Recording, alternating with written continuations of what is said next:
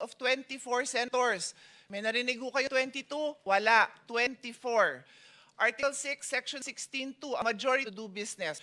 Rule 2, Section 2 of the Senate rule states, the officers of the Senate shall be elected by the majority vote of all its members. Majority vote is 13. When 12 senators convene and purportedly held session, how can that be valid?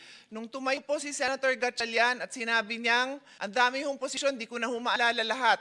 Acting, presiding officer, Senate, President Pro Temp, Acting Senate President. Paano nangyari yon? Buhay pa po si Senator Legarda. Kailangan po 13. Sabi nga the officers of the Senate shall be elected by the majority vote of all its members. Buhay pa po si Senator Legarda, hindi pa po siya pinapalitan. Kaya hindi po pwedeng magkaroon ng another Senate President Pro Temp. I also say this for the sake of our staff na litong-lito na sa ginagawa ng mga kasama natin. Yan po ang reason kung bakit tuloy ho tayo because I would happily give up this position. Alam niyo po yun, hindi ko pinapangarap na maging chairman dito. I'm just doing my job. So I just needed to lay that on the basis para hindi na issue yon kung bakit ako nag-hearing, kung bakit tayo may hearing today.